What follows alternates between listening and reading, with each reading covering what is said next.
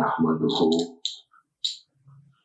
ونصلي ونسلم على رسوله النبي الكريم وعلى آله وأصحابه أجمعين. أما بعد فأعوذ بالله من الشيطان الرجيم. بسم الله الرحمن الرحيم. وَإِن تُطِعْ أَكْثَرَ مَنْ فِي الْأَرْضِ يُضِلُّوكَ عَنْ سَبِيلِ اللَّهِ إِن يَتَّبِعُونَ إِلَّا الظَّنَّ وَإِنْ هُمْ إِلَّا يَخْرُصُونَ. صدق اللہ مولانا العظیم.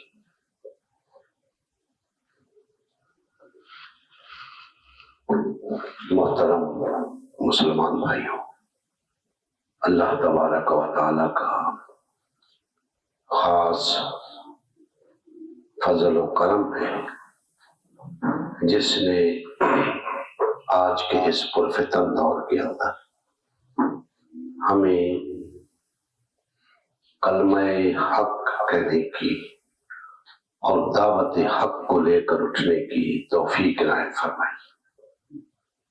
اللہ کی بارگاہ میں ملتمس ہے کہ اللہ تبارک و تعالی ہماری یہ ٹوٹی پھوٹی کاوش اپنی بارگاہ میں منظور و مقبول فرمائے. میں نے آپ کے سامنے سورہ الانعام کی آیت نمبر 116 کی تلاوت کا شرف حاصل کیا ہے. کوشش کروں گا کہ اس آیہ مقدسہ کی روشنی میں چند کلمات آپ بھائیوں کے گوش گزار کر سکوں.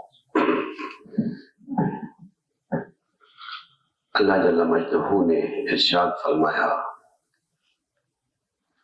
کہ اگر تم اس زمین پر یا اس ملک میں بسنے والے اکثر لوگوں کی بات مان لو گے تو یہ تمہیں اللہ کے راستے سے گمراہ کر دیں گے. کیوں؟ اس لیے کہ یہ لوگ محض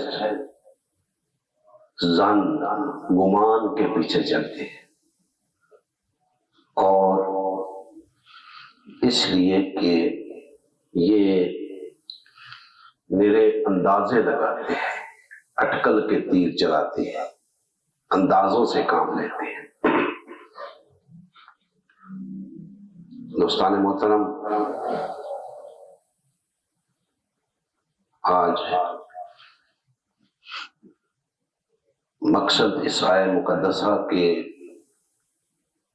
عنوان کو لے کر چلنے کا یہ ہے کہ ہمارے ہاں ایک بات بہت مشہور ہے، بالخصوص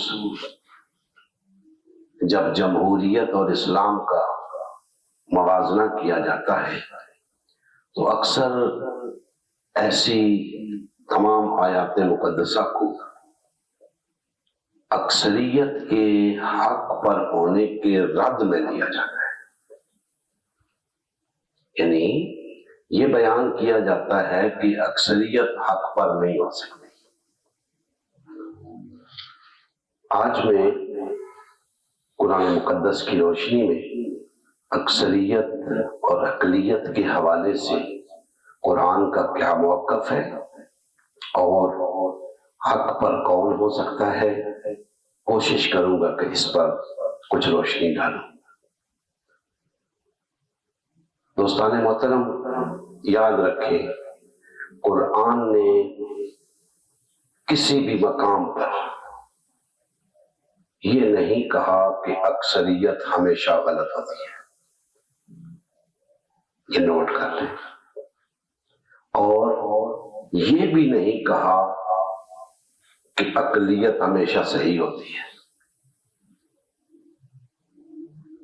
تو سوال پیدا ہوتا ہے کہ اس آیہ مقدسہ میں جو بات بیان کی گئی ہے اس کو ہم معیار حق کیوں بناتے ہیں؟ کہ جی دیکھیں قرآن میں لکھا ہوا ہے کہ اکثریت کی بات اگر مانو گے تو وہ تمہیں اللہ کی راہ سے گمراہ کر دے گی۔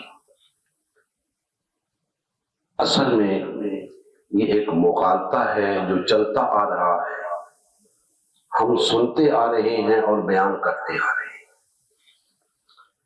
قرآن ایسی کوئی بات نہیں کہتا۔ اب یہاں قرآن نے بے شک یہ کہا ہے کہ اگر تم ملک میں رہنے والی اکثریت کی بات مان لو گے تو وہ تمہیں اللہ کی راہ سے ہٹا دیں گے، گمراہ کر دیں گے۔ سوال یہ ہے کہ ہاں بات تو کی ہے قرآن نے اکثریت کی کہ اکثریت گمراہ ہوتی ہے، گمراہ کر دے گی تمہیں بھی، تو ہم کیوں نہ اسے تسلیم کریں؟ مسئلہ یہ ہے کہ قرآن کیا کہہ رہا ہے ہمیں یہ سمجھنے کی کوشش کرنی چاہیے۔ قرآن اکثریت کی تعداد کی بات نہیں کر رہا، اکثریت کے عدد کی بات نہیں کر رہا، قرآن ایک اصول کی بات کر رہا ہے، اور وہ اصول کیا ہے آگے چل کے میں عرض کرتا ہوں۔ اکثریت قرآن کی روح سے کبھی حق پر بھی ہو سکتی ہے، کبھی باطل بھی ہو سکتی ہے۔ اسی طرح اقلیت کبھی حق پر بھی ہو سکتی ہے، کبھی باطل بھی ہو سکتی ہے۔ لیکن یہ پیمانہ کہ اکثریت ہمیشہ غلط ہوتی ہے، یہ قرآن کا پیمانہ نہیں، اور دوسری طرف یہ کہنا کہ اقلیت ہمیشہ حق پر ہوتی ہے، یہ بھی قرآن کا پیمانہ نہیں ہے۔ بات در حقیقت یہ ہے کہ قرآن جس اکثریت کے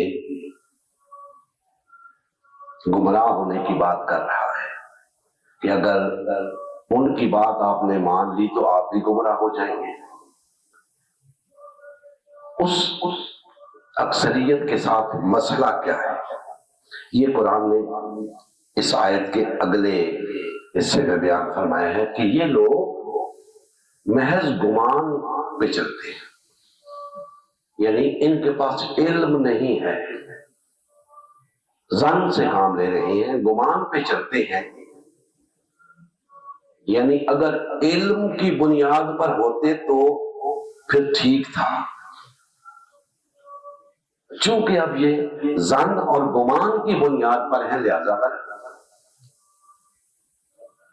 اب اگر تم ان کی بات مانو گے تو یہ گمراہ کر دیں گے، اللہ کے راستے سے ہٹا دیں گے، کیونکہ وہ خود گمان پر چل رہے ہیں اور محض اندازے لگاتے ہیں، اندازے سے کہتے ہیں جی حق یہی ہے، گمان کرتے ہیں جی حق یہی ہے، اور ان کے ان اندازوں کے پیچھے، ان کے اس گمان کے پیچھے اگر میں جدید دور کی بات کروں تو سب سے بڑا کردار میڈیا کا ہوتا ہے۔ میڈیا عوام کی اکثریت ایک ایسے ظن میں، ایک ایسے گمان میں مبتلا کر دیتا ہے کہ لوگ غلط اندازے لگاتے ہیں، کسی کے صحیح ہونے کے غلط اندازے لگاتے ہیں، اور اس سے کیا ہوتا ہے، نتیجہ وہ پیدا نہیں ہوتا جو ہونا چاہیے۔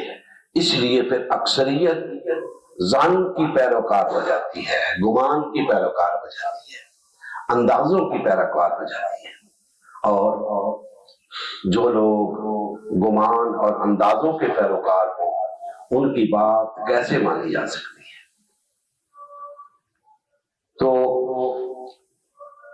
جس اکثریت کی بات یہاں ہو رہی ہے اس کے بارے میں بتا دیا گیا کہ یہ علم کی بنیاد پہ اگر بات کرتے تو بات کچھ اور تھی، یہ گمان کی بنیاد پہ بات کر رہے ہیں، اندازوں کی بات پہ بنیاد کر رہے ہیں۔ اگر ان کی بات مانو گے تو یہ اپنے ساتھ ساتھوں میں بھی گمراہ کر دیں گے، کیونکہ ان کے پاس علم تو ہے نہیں۔ دوستان محترم، اکثریت اور اقلیت کے حق پر ہونے کا فیصلہ کیسے ہوگا؟ قرآن مجید ہر اس مسئلے کا حل ہمیں دیتا ہے جو ہمیں تا قیام قیامت پیش آ سکتا ہے۔ شرط یہ ہے کہ اپنے قلوب و اذہان کو جانبداری سے فارغ کر کے، تعصب سے بیگانہ کر کے، غیر جانبداری کے ساتھ قرآن کا مطالعہ کریں تو قرآن آپ کو فیصلہ دے دے گا۔ قرآن بتاتا ہے کہ اگر علم کی بنیاد پہ اکثریت کوئی بات کہتی ہے، علم کی بنیاد پہ، تو وہ بات اس اکثریت کے حق پر ہونے کی دلیل ہے، اور وہی اکثریت اگر گمان کی بنیاد پہ، کوئی اندازے کی بنیاد پہ کوئی بات کہتی ہے تو وہ حق پر نہیں ہو سکتی۔ اسی طرح اقلیت ہے، اگر اقلیت بھی محض حق پر مبنی کوئی نعرہ لے کر چل رہی ہے تو وہ بھی اس کے حق پر ہونے کی دلیل نہیں ہے۔ حق دلیل مانگتا ہے، اور محض نعروں کی بات کو قرآن دلیل نہیں مانتا۔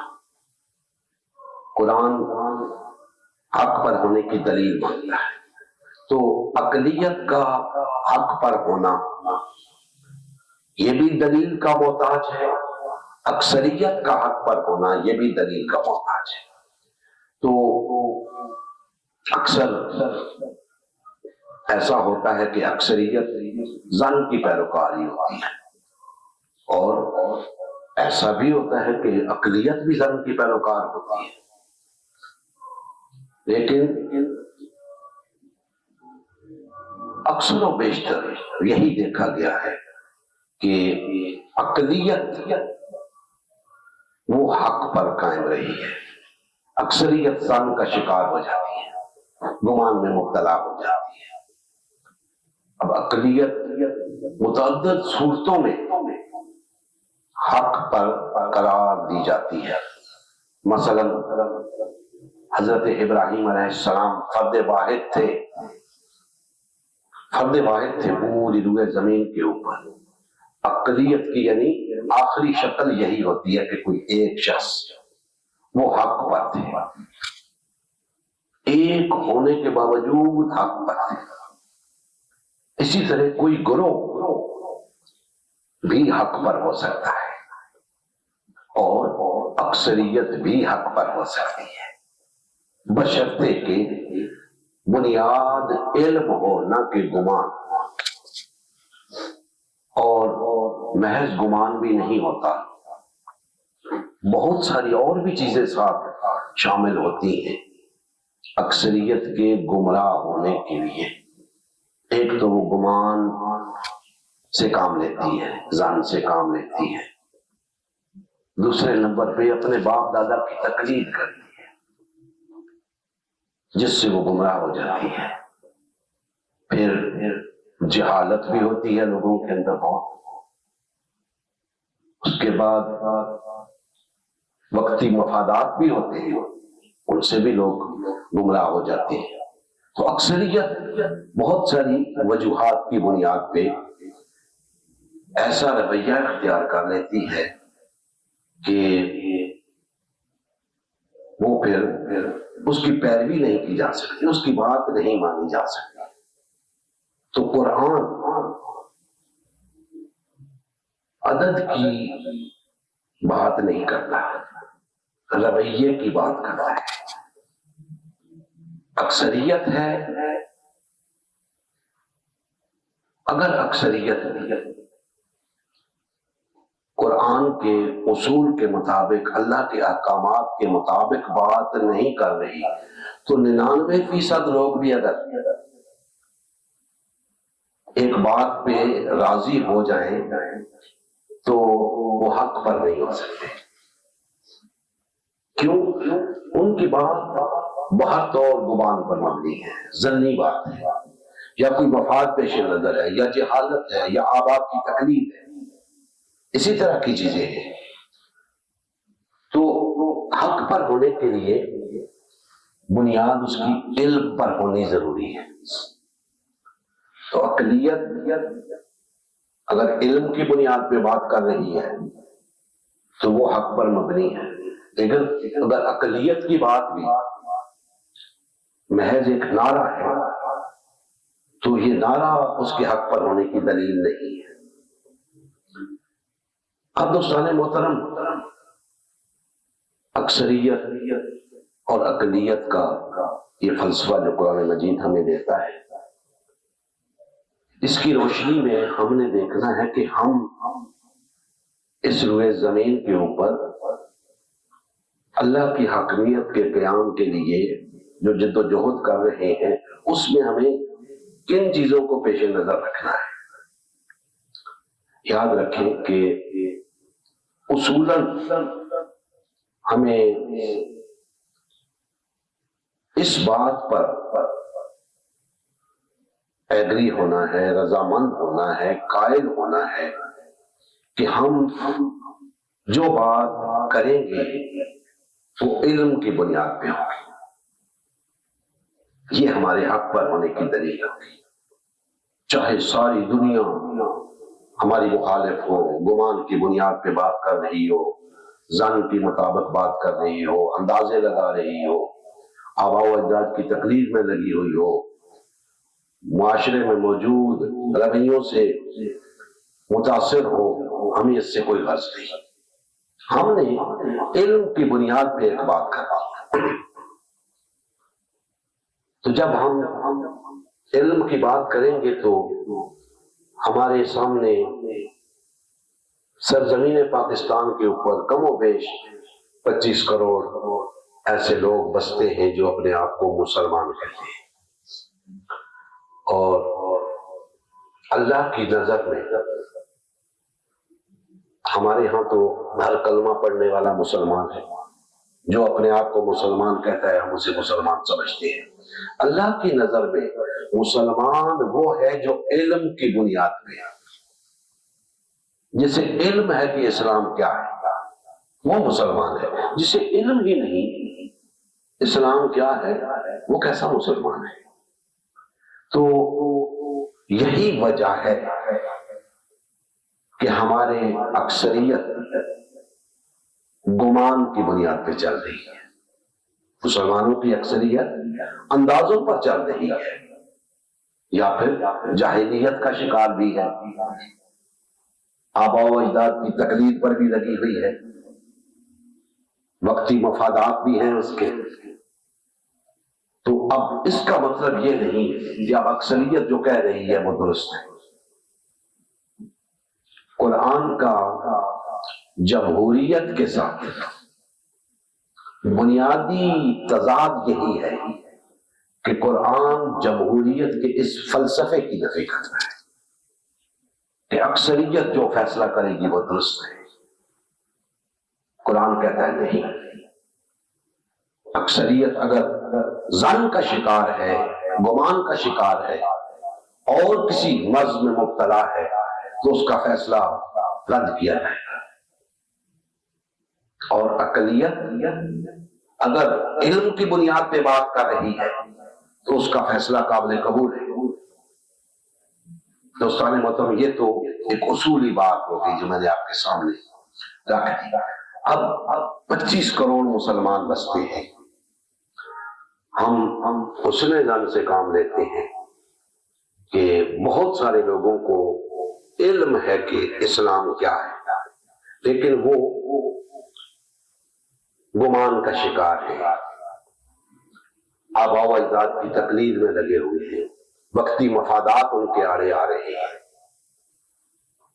تو ہم انہیں علم کی طرف لائیں گے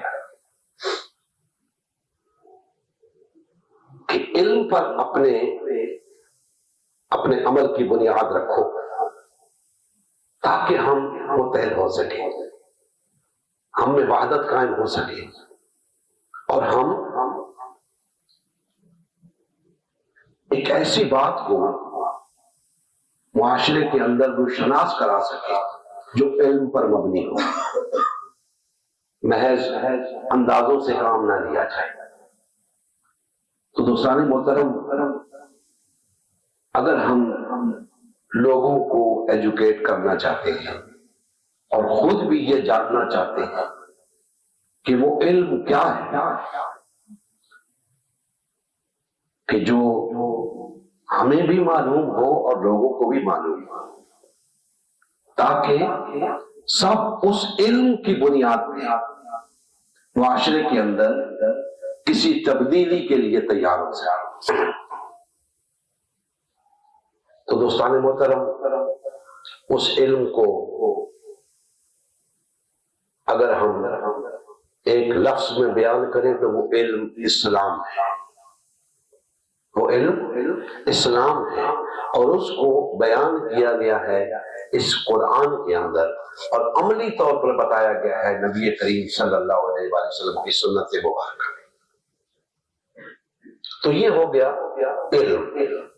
اب ہم دیکھتے ہیں کہ جی اتنا 30 پاروں پر مشتمل قرآن، یہ ہر شخص کیسے پڑھ سکتا ہے؟ کیسے ممکن ہے کہ ہر شخص اس کو پڑھ بھی سکے، اس کو صحیح معنوں میں سمجھ بھی سکے؟ تو اس کے لیے بہت آسانیاں ہیں، بات سمجھنے اور سمجھانے کے بہت طریقے ہیں، شرط یہ ہے کہ کوئی سمجھنے کے لیے تیار ہے۔ تو وہ علم جسے ہم اسلام کہتے ہیں، جو قرآن و سنت کے اندر موجود ہے، اس کو اگر ہم مزید ڈیفائن کریں تو وہ کیا ہے؟ وہ دوستان محترم عدل ہے۔ وہ کیا ہے؟ عدل۔ عام الفاظ میں اسے انصاف بھی کہتے ہیں، تو ہم عدل و انصاف کہتے ہیں۔ عدل و انصاف ہے۔ عدل و انصاف وہ چیز ہے کہ اگر اس پر آپ قائم ہو جائیں، میں قائم ہو جاؤں، آپ ہو جائیں، اور باقی جتنے لوگ ہیں عدل پر قائم ہو جائیں تو معاشرہ سنور جائے گا، نظام بدل جائے گا۔ یہ ایک ایسی چیز ہے عدل، یاد رکھیں کہ پورے دین کا احاطہ کیے ہوئے ہے۔ اللہ جل مجدہ کے تمام احکامات عدل پر مبنی ہے، اور ہم خود جو قانون بناتے ہیں، ہماری حکومتیں جو قانون بناتی ہیں، وہ عدل پر مبنی نہیں ہوتے، وہ ہمارے خود ساختہ ہوتے ہیں، وہ گمان پر مبنی ہوتے ہیں، وہ آباء و اجداد کی تقلید پر مبنی ہوتے ہیں، وہ وقتی مفادات پر مبنی ہوتے ہیں، جہالت پر مبنی ہوتے ہیں۔ اگر قرآن کی طرف رجوع کریں اور قرآن سے وہ علم ہم لیں، عدل کے وہ تقاضے لیں، تو پھر سب کچھ درست ہو جائے گا۔ آج ہم نے قرآن و سنت کو پس پش ڈال رکھا ہے، کہتے ہیں کہ ہم مسلمان ہیں۔ دوستان محترم، ایسا نہیں چلے گا۔ ہم وقتی طور پہ اپنے آپ کو دھوکہ دے سکتے ہیں، اپنے دوسرے بھائیوں کو دھوکہ دے سکتے ہیں، اللہ کو دھوکہ نہیں دے سکتے۔ جب اللہ کی بارگاہ میں حاضر ہوں گے تو اللہ پاک پوچھے گا، تم نے اپنی زندگی میں فیصلے گمان کی بنیاد پر کیے تھے یا علم کی بنیاد پہ؟ علم تو میں نے پہنچا دیا تھا تم تک اپنے حبیب صلی اللہ علیہ وسلم کے ذریعے، وہ علم تو تم تک پہنچ گیا تھا۔ تم نے فیصلے کس بنیاد پر کیے؟ تم نے ظن اور گمان سے کام کیوں لیا؟ تم نے باپ دادا کی تقلید کیوں کی؟ تم جہالت کا شکار کیوں ہوئے؟ وقتی مفادات تمہارے آڑے کیوں آئے؟ تو دوستان محترم، ڈریں اس وقت سے جب ہماری پیشی ہوگی اللہ کی بارگاہ اور ہم سے سوال ہوگا۔ آپ سنتے ہوں گے، پڑھتے ہوں گے، اس چیز کے بارے میں پوچھا جائے گا، اس چیز کے بارے میں پوچھا جائے گا، فلاں چیز کے بارے میں پوچھا جائے گا۔ میں اس بحث میں پڑھتا ہی نہیں، میں صرف ایک بات کرتا ہوں جو آپ کے تمام اعمال کو گھیرے ہوئے ہے، تمام چھوٹے بڑے اعمال کو گھیرے ہوئے ہے، کہ آپ کے فیصلے عدل پر مبنی ہیں یا نہیں ہیں، آپ کے رویے عدل کے مطابق ہیں یا نہیں۔ اگر ہیں تو پھر درست ہے، اگر نہیں ہے تو یہ آپ اپنے گریبان میں جھانکے تو آپ کو معلوم ہو جائے گا کہ ہمارے رویے علم پر مبنی ہیں یا گمان پر مبنی ہیں، اور علم پر مبنی ہیں تو عدل کے مطابق ہیں یا نہیں ہے،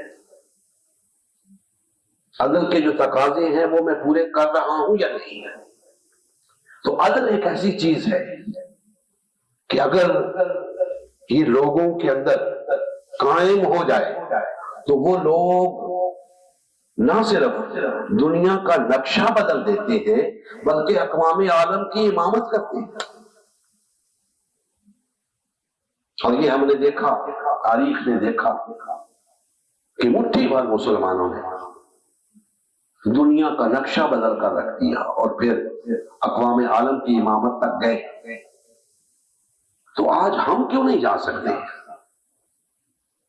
صرف اور صرف اس لیے کہ ہم گمان کا شکار ہیں، ہم آباء و اجداد کی تقلید میں لگے ہوئے ہیں، اور ہم میں سے کچھ جہالت میں مبتلا ہیں، مفادات ہمارے آڑے آ جاتے ہیں، نقصان سے گھبراتے ہیں، آزمائش سے کتراتے ہیں، اللہ کی راہ میں خرچ کرنے سے گریز کرتے ہیں، اللہ کی راہ میں اپنی توانائیاں لگانے سے بچتے ہیں۔ تو دوستان محترم، یہ عدل کا تقاضا تو نہیں ہے۔ عدل کا تقاضا تو یہ ہے کہ اگر آپ نے اسلام کو قبول کر لیا ہے، اور الحمدللہ سب بھائیوں کا یہی دعویٰ ہے کہ ہم نے اسلام کو قبول کر لیا ہے، تو اگر ہم نے اسلام کو قبول کر لیا ہے تو اب عدل کا تقاضا یہ ہے کہ ہم اسلام کی ان تعلیمات کے مطابق زندگی بسر کریں، کیونکہ وہ تعلیمات عین عدل پر مبنی ہیں۔ انہی تعلیمات کے مطابق ہماری نجی زندگی بھی، انفرادی زندگی بھی گزرنی چاہیے اور اجتماعی زندگی بھی۔ ہم نے دوہرا معیار اپنا رکھا ہے، اپنی نجی زندگی کے لیے چند چیزیں رکھ لی ہیں، انہیں اپنا لیا ہے، اور اجتماعی زندگی کو ترک کر دیا ہے۔ اجتماعی زندگی گمان کے حوالے کر دی ہے، اجتماعی زندگی دنیاوی مفادات کے حوالے کر دی ہے، جہالت اور باپ دادا کی تقلید کے حوالے کر دی ہے۔ تو یہ عدل نہیں ہے، ظلم ہے، یہ ظلم ہے۔ اور ظلم ایک ایسی شے ہے کہ اللہ جل مجدہ فرماتے ہیں کہ شرک سب سے بڑا ظلم ہے، ناقابل معافی ہے، کے خلاف جائیں گے، گمان سے کام لیں گے تو اللہ کے احکامات کے خلاف جائیں گے، جہالت پر مبنی بات کریں گے، محض باپ دادا کی تقلید کو دیکھیں گے یا اپنے مفادات کو دیکھیں گے تو ہم اللہ کے احکامات کے خلاف جائیں گے، اور اللہ کے احکامات کے خلاف جانا شرک فی الحاکمیت ہے، اللہ کی حاکمیت میں شرک ہے۔ لہذا ہمیں علم کی طرف لوٹنا ہے، اور علم ہمیں سمجھ آ جائے گا اگر ہم عدل کو سمجھ لیں۔ وہ علم ہمیں سمجھ آ جائے گا اگر ہم عدل کو سمجھ لیں۔ اور عدل کیا ہوتا ہے کہ جو شے جس مقام پہ ہونی چاہیے اسے وہاں رکھا جائے، یہ عدل ہوتا ہے۔ اگر ہر شخص کو اس کا حق ملے تو یہ عدل ہے، ہر شخص کو اس کے بنیادی حقوق ملے تو یہ عدل ہے، ہر شخص کو عدل و انصاف عدالتوں سے میسر آئے تو یہ عدل ہے، معاشرے میں امن قائم ہو تو یہ عدل ہے، کسی کے ساتھ ظلم نہ ہو تو یہ عدل ہے، معاشرے سے ہر طرح کی برائی کا خاتمہ ہو تو یہ عدل کے تقاضوں میں سے ہے، حقوق لوگوں کے پائمال نہ ہو، حتیٰ کہ جانوروں کے حقوق بھی پائمال نہ ہو، غیر مسلموں کے حقوق بھی پائمال نہ ہو، عدل کے تقاضے ہیں یہ سب، کیونکہ اللہ کے احکامات ہی عدل پر مبنی ہو سکتے ہیں۔ بندوں کے بنائے ہوئے قوانین محض گمان کا درجہ رکھتے ہیں، محض اندازے ہوتے ہیں، اسی لیے آئے روز دساتیر میں اور آئین میں تبدیلیاں ہوتی رہتی ہیں۔ تو دوستان محترم، ہمیں قرآن مجید کے اس فلسفے کی روشنی میں آگے بڑھنا ہے، لیکن اس بات کو پیش نظر رکھ کے کہ ہم اکثریت کو نظام کی تبدیلی کے لیے تیار کرنا چاہتے ہیں، لیکن محض نعرے کی بنیاد پر نہیں، علم کی بنیاد پہ۔ اور علم میں نے عرض کر دیا کہ اگر ہم پبلک کو ایجوکیٹ کرنے میں کامیاب ہو جائیں کہ عدل کیا ہوتا ہے، عدل آپ کو کیسے میسر آئے گا، تو وہ عالم ہو جائے گی، یعنی جان جائے گی۔ اور جب وہ یہ جان جائے گی کہ علم کیا ہے، مجھے کیا کرنا ہے، عدل کرنا ہے، عدل سے کام لینا ہے، تو وہ عدل کے قیام کے لیے بھی جدوجہد کرے گی، کیونکہ عدل کا تقاضا یہ بھی ہے، محض یہ نہیں کہ آپ عدل سے کام لیتے رہیں، نہیں، عدل کو قائم کریں تاکہ جن لوگوں کو علم نہیں انہیں بھی ان کے حقوق میسر آئے، وہ بھی اس طرف لپکے اور اللہ کی بارگاہ میں کامیاب ہو سکے، نجات پا سکے۔ تو ہم نے اس ملک کی اکثریت کو اس علم کی آگاہی دینی ہے، اور وہ میں نے عرض کیا کہ اسے بتایا جائے کہ عدل کیا ہے، وہ عدل کو سمجھ جائے تو انشاءاللہ تعالی فضا ہموار ہو جائے گی اور نظام کی تبدیلی کا راستہ کھل جائے گا۔ اور اگر اکثریت اسی ضد پر قائم رہی کہ اس نے تو محض گمان پہ چلنا ہے، اس نے میڈیا کے پروپیگنڈا پہ چلنا ہے، تو پھر کبھی بھی عدل قائم نہیں ہو سکے گا معاشرے کے اندر، نظام کی تبدیلی نہیں ہو سکے گی، حکومتیں بدلتی رہیں گی، نظام نہیں بدلے گا۔ ہم چاہتے ہیں نظام بدلے، حکومتیں تو بدلتی آ رہی ہیں، 77 سال سے ہم دیکھ رہے ہیں، نظام نہیں بدلا، نظام کو بدلنے کی ضرورت ہے۔ نظام تب بدلے گا جب لوگوں کو اس بات سے آگاہی حاصل ہوگی کہ نظام بدلنے کے تقاضے کیا ہیں۔ اگر لوگ ہی عدل نہیں کرنا چاہتے تو نظام کیسے بدلے گا؟ لوگوں کو اس حقیقت سے آشکار ہونا ہوگا۔ دیکھیں لوگ کیا چاہتے ہیں، لوگ چاہتے ہیں کہ بے روزگاری کا خاتمہ ہو، غربت کا خاتمہ ہو، ان کی مالی مشکلات ختم ہوں، ان کو امن میسر آئے، ان کو عدل و انصاف میسر آئے، ان کو ان کے حقوق میسر آئے۔ تو یہ سب کچھ کیسے ہوگا اگر ہم عدل سے کام نہیں لیں گے اور عدل کے قیام کے لیے جدوجہد نہیں کریں گے تو یہ سب کیسے ہوگا؟ نہیں ہوگا، ہرگز نہیں ہوگا۔ لہذا ہمیں معاشرے کے اندر اس آگاہی کی مہم کو تیز کرنا ہے اور لوگوں کو اس بات سے آگاہ کرنا ہے کہ آؤ دعوی ایمان رکھنے والوں، آؤ اس علم کی طرف جو اللہ کی طرف سے ہمیں عطا ہوا ہے۔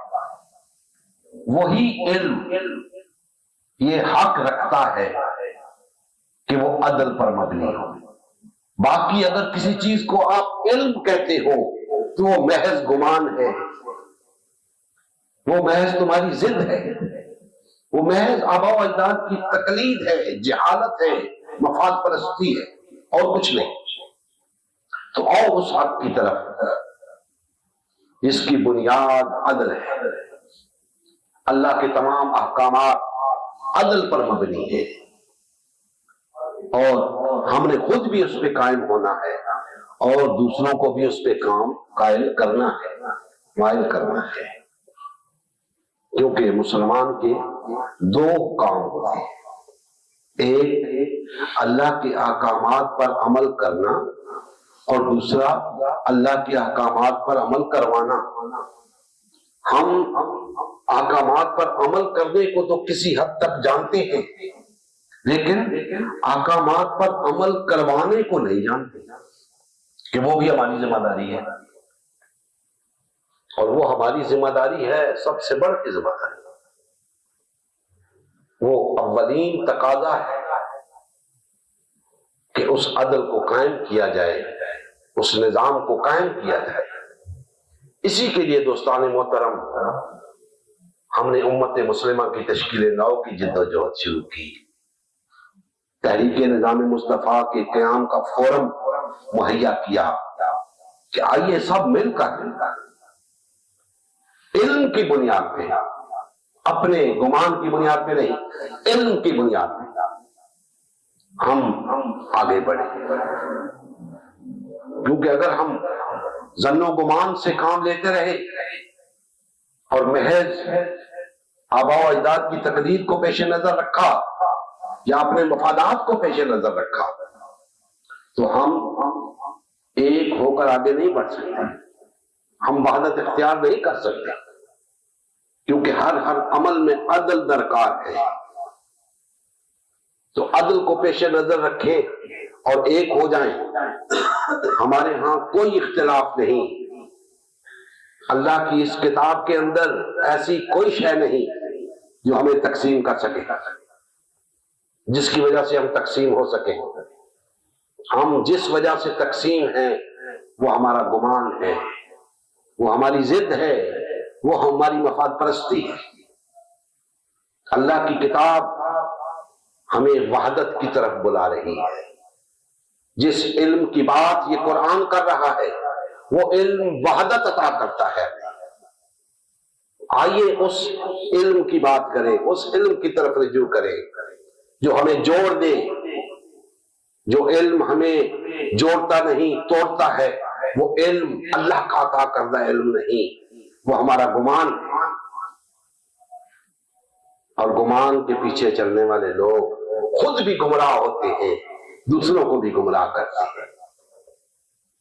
تو ہم چاہتے ہیں کہ خود بھی ہدایت پائیں، دوسروں کو بھی ہدایت یافتہ بنائیں۔ لہذا پوری قوم سے ہم مخاطب ہو کے کہتے ہیں کہ آئیے اکٹھے ہو جائیں، ایک ہو کر ظن و تخمین کو ذہنوں سے نکال دیں، علم کی بنیاد پہ آگے بڑھیں۔ آئیں بیٹھیں، آپ کو سمجھ نہیں آ رہی تو آئیں ہمارے پاس، ہم بتاتے ہیں ہم کس علم کی بات کر رہے ہیں۔ میں بڑے سادہ الفاظ میں بات کرتا ہوں، اس کے باوجود اگر کسی کی سمجھ میں نہ آئے تو آئیں بیٹھ کے بات کرتے ہیں کہ قرآن جو بتا رہا ہے ہمیں کہ علم کی بنیاد پہ آگے بڑھو، علم کو لے کر آگے چلو، تو وہ علم کیا ہے اس کو لے کے آگے چلتے ہیں۔ اللہ کے فضل و کرم سے ہم ایک ہو جائیں گے، ہمارے اندر وحدت قائم ہو جائے گی۔ ورنہ یاد رکھیں، اگر آپ اسی ظن و تخمین کی روش کو اپنائے رکھنا چاہتے ہیں تو ہم کیا کر سکتے ہیں؟ ہم مسلم ہیں، ہم اللہ کے فرما بردار ہیں، ہم اللہ کے احکامات کے پابند ہیں، ہم اسی پہ قائم رکھیں گے، عدل کا دامن نہیں چھوڑیں گے، عدل پر قائم رہیں گے، کیونکہ ہم نے عدل کو قائم کرنا ہے۔ تو اگر ہم خود عدل پہ قائم نہیں ہوں گے تو عدل کو قائم کیسے کریں گے؟ ہم ظن و تخمین کو پیمانہ بنا کر چلنے والے لوگوں کے پیچھے نہیں چل سکتے، ہم اندازوں کے پیچھے نہیں چل سکتے، کیونکہ ہمیں قرآن بتا رہا ہے کہ ان ظن و تخمین کی پیروی کرنے والوں کے پیچھے چلو گے تو گمراہ ہو جاؤ۔ تو ہم گمراہ نہیں ہونا چاہتے، ہم چاہتے ہیں کہ آپ بھی ہدایت یافتہ ہو جائے، اور اس کے لیے ہمیں علم درکار ہے، اور اس علم کو میں نے بیان کر دیا ایک نقطے میں کہ وہ عدل ہے۔ آئیے اس عدل کے تقاضے پورے کریں، وحدت اختیار کریں، اپنی جد و جہد کو تیز کریں، پورے معاشرے کے اندر یہ بات عام کر دیں کہ بھائیو دین بہت آسان ہے، مشکل بنا دیا گیا ہے، تاکہ لوگ الجھے رہیں، لوگوں کو سمجھ ہی نہ آئے کہ دین کیا ہے۔ دین بہت آسان ہے، آؤ عدل کو اپنا لو، آؤ عدل پر قائم ہو جاؤ، آؤ عدل کے قیام کے لیے جد و جہد کرو، کامیاب ہو جاؤ گے دنیا میں بھی اور آخرت میں بھی۔ دوستان محترم، اس کے لیے ہمیں اکثریت کو اپنے ساتھ لے کر چلنا ہے۔ ہمارے لیے ہر وہ شخص قابل احترام ہے جو اللہ اس کے رسول پہ ایمان رکھتا ہے، آخرت پہ ایمان رکھتا ہے۔ ہمیں اس کے مسلک کی وابستگی سے کوئی غرض نہیں، ہمیں کوئی غرض نہیں کہ وہ کس فقہ کا پیروکار ہے، ہمیں اس بات سے غرض ہے کہ وہ اللہ اس کے رسول اور آخرت پر ایمان رکھتے ہوئے کیا عدل کے تقاضوں کے مطابق چلنا چاہتا ہے، کیا اس علم کی بنیاد پہ آگے چلنا چاہتا ہے، تو وہ ہمارا بھائی ہے، وہ ہمارے ساتھ ہے، ہم اس کے ساتھ ہیں۔ یاد رکھیں، انسان ایک ایسی تخلیق ہے اللہ جل مجدہ کی کہ ایسا ممکن نہیں کہ انسانوں کے آپس میں اختلافات نہ ہوں۔ ہم چند لوگ بیٹھے ہیں، ہمارے 100 اختلافات ہوں گے آپس میں، لیکن اس کا مطلب ہرگز یہ نہیں کہ ہم جہالت کا مظاہرہ کریں اور الگ الگ ہو جائیں، یہ جہالت ہے۔ ہمیں ہر حال میں وحدت کو قائم رکھنے کا حکم ہے، وحدت کو توڑنا جہالت ہے، اسے ہی تفرقہ کہا گیا ہے، اور تفرقہ قرآن کی روح سے اتنا کبیرہ گناہ ہے کہ میں کہتا ہوں گناہ کی فہرست سے نکل جاتا ہے۔ کفر بھی ہے تفرقہ، شرک بھی ہے، نفاق بھی ہے، حرام بھی ہے، تمام چیزیں اس پہ لاگو ہوتی ہیں۔ تو ہم نے وہ روش اختیار نہیں کرنی۔ آج افسوس کے ساتھ کہنا پڑتا ہے، آئے روز نئی جماعتیں وجود میں آ رہی ہیں، نئے نئے فرقے وجود میں آ رہی ہیں۔ نہیں دوستان محترم، دین اس کی اجازت نہیں دیتا۔ چاہیے تو یہ تھا، ہمارے اکابرین کو چاہیے تھا کہ اس تفرقے کے سیلاب کے سامنے بند باندھ دیں، لیکن ایسا نہ ہوا۔ انہوں نے مزید جماعتیں بنا کے تفرقے کو اور فروغ دیا۔ اللہ کے فضل و کرم سے ہم اس تفرقے کے سیلاب کے سامنے بند باندھنے آئے۔ ہم بتا رہے ہیں کہ یہ تفرقہ دین کے اندر ممنوع ہے، حرام ہے، کفر ہے، شرک ہے، نفاق ہے، باز آ جاؤ اس سے، مہلت ہے جب تک زندگی کی، باز آ جاؤ اس سے۔ اگر اسی حالت میں کوئی شخص مر گیا، خود اندازہ لگا دے کہ وہ کس حال میں مرے گا۔ ہمیں تو حکم ہے کہ مرنا تو مسلمان ہی مرنا، وہ کس حال میں مرے گا۔ تو اپنی آخرت کی فکر کریں، باز آ جائیں اس تفرقے سے، اس پارٹی بازی سے، وحدت کی طرف لوٹیں، ایک ہو جائیں۔ نبی کریم صلی اللہ علیہ وآلہ وسلم تو اس تفرقے کو اتنا شدید سمجھتے تھے، فرمایا جو شخص جماعت سے بالشت بھر بھی الگ ہوا اس نے اسلام کا پٹا اپنی گردن سے اتار پھینکا۔ کیا مطلب؟ یعنی وہ دائرہ اسلام سے خارج ہو گیا۔ جماعت دائرہ اسلام ہے، اس کے اندر رہ کے چھوٹے موٹے اختلافات رکھے جا سکتے ہیں، اس دائرے سے نکلنے کی اجازت نہیں ہے، اس دائرے کے اندر رہنا ہے۔ یہی عدل کا تقاضا ہے۔ یہ جو اختلاف ہمارے درمیان ہوگا یہ فطری ہے، اس کی اجازت ہے، یہ رکھا جا سکتا ہے، لیکن اس کی بنیاد پہ وحدت کو ترک کرنا، تفرقہ پیدا کرنا، یہ غیر فطری ہے، اس کی اجازت نہیں ہے، اس سے بچنا ہے۔ تو دوستان محترم، ہر طرح سے کوشش کرتا ہوں کہ بھائیوں کو یہ بات سمجھا سکوں کہ بھائیوں ہمارے تمام مسائل کا واحد حل وحدت میں ہے۔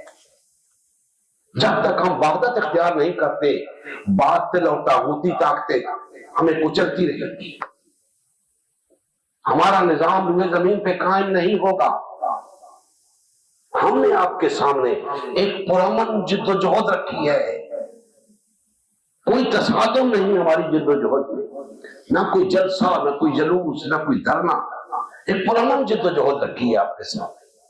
آئیے پرامن طریقے سے ایک پرامن انقلاب برپا کریں۔ اب اس میں کیا لگتا ہے آپ کا؟ آپ وہ ظن و تخمین پہ چلنے والوں کے لیے، وہ وقتی مفادات کے حصول پر چلنے والوں کے لیے، وہ جہالت کی روش اختیار کرنے والوں کے لیے ہر طرح کی قربانی دے رہے ہیں، اپنا مال بھی لٹا رہے ہیں، اپنی جان بھی قربان کر رہے ہیں، اپنی توانائیاں بھی صرف کر رہے ہیں، وقت بھی لگا رہے ہیں، اور جو علم پر مبنی بات ہے، حق پر مبنی بات ہے، اس کے لیے آپ کچھ بھی نہیں کر رہے، محض دعویٰ رکھا ہوا ہے کہ ہم مسلم ہیں۔ نہیں دوستان محترم، ایسا نہیں، یہاں بھی آپ کو وہی قربانیاں دینی ہوں گی، وقت بھی دینا ہوگا، مال بھی دینا ہوگا، جان بھی دینی ہوگی، اپنی صلاحیتیں بھی لگانی ہوگی، اللہ کی خاطر سب کچھ کرنا ہوگا، تب جا کر آپ عدل پر قائم ہوں گے اور عدل کو قائم کر سکیں گے۔ اللہ جل مجدہ ہمارے حال پہ رحم فرمائے اور ہمیں کما حق ہو غلبہ دین حق کی بحالی کے لیے جد و جہد کی توفیق عطا فرمائے۔ وما علینا الا البلاغ المبین۔ اجرکم علی اللہ۔